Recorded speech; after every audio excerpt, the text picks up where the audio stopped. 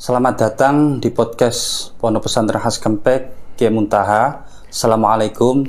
Waalaikumsalam warahmatullahi wabarakatuh. Alhamdulillah, beliau berkenan hadir di tengah-tengah kita. Kami ingin mengenal tentang profil Kiai Muntaha ini. Silakan Kiai Muntaha disampaikan kepada teman-teman. Oh ya, Assalamualaikum warahmatullahi wabarakatuh. Waalaikumsalam warahmatullahi wabarakatuh. Podcast Pondok Pesantren Has Kempek yang berbahagia. Alhamdulillah pada kesempatan beberapa hari ini saya bisa hadir mengalap barokah di Pondok Pesantren Kempek.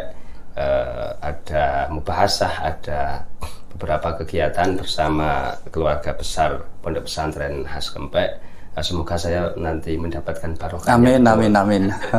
Nah, kemudian untuk session yang terakhir ya malam hari ini kita berkesempatan podcast di Pondok Pesantren Has Kempek.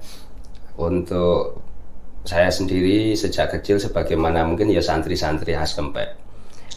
Ini sejak kecil belajar agama dari kedua orang tua, bapak, ibu.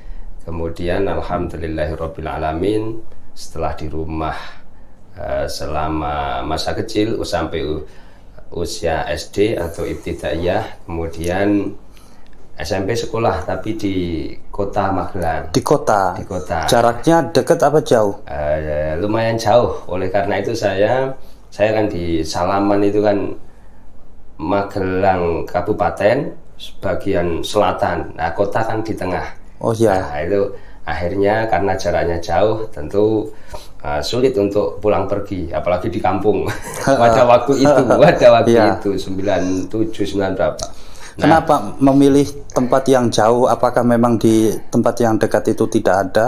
Sebenarnya ada banyak pilihan, akan tapi mungkin terbawa ya kakak-kakaknya juga di tempat itu. Oh, mengikuti kakaknya. Sekolah sekaligus. Di samping itu karena favorit juga ya. Belajar ngaji, belajar pesantren.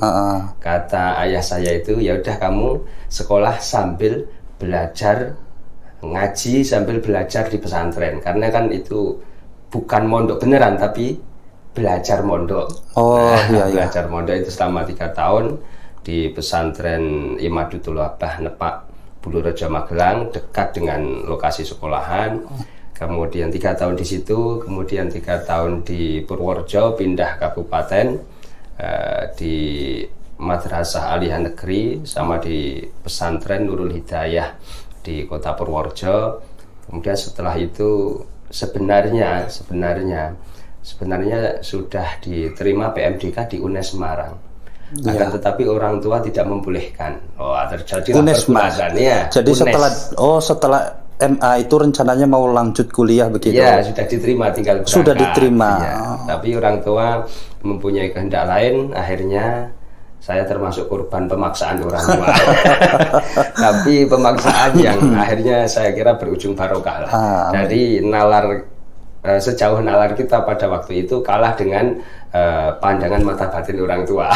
Akhirnya singkat cerita di Lirboyo, kemudian belajar agama di sana mulai ibtidak. Jadi dulu pernah sekolah SD ibtidak sampai aliyah, masuk ke Lirboyo SD lagi sampai aliyah juga. Jadi istilah ibtidak di Lirboyo itu SD begitu ya? Karena itu menyesuaikan dengan pendidikan formal begitu. Secara sebutan umumnya begitu kan ya.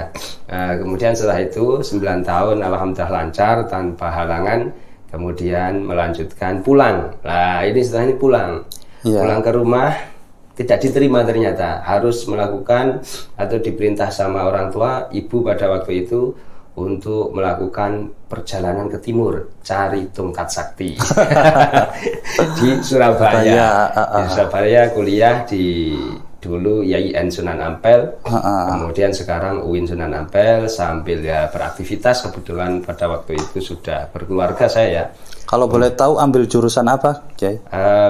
Pendidikan Islam atau PAI, pendidikan agama Islam ya. Tapi kuliah saya ternyata tidak sebagaimana umumnya teman-teman kuliah, karena aktivitas sejak di Surabaya itu selain di dunia perbukuan yang saya konsentrasi di situ ya, nah, mulai berkreasi, mulai berkarya. Nah, ini saya kebanyakan di Nahdlatul Ulama, aktivitas mulai dari PCNO Bahsul Masail, kemudian PW, kemudian sampai 2020 aktif dalam kegiatan itu.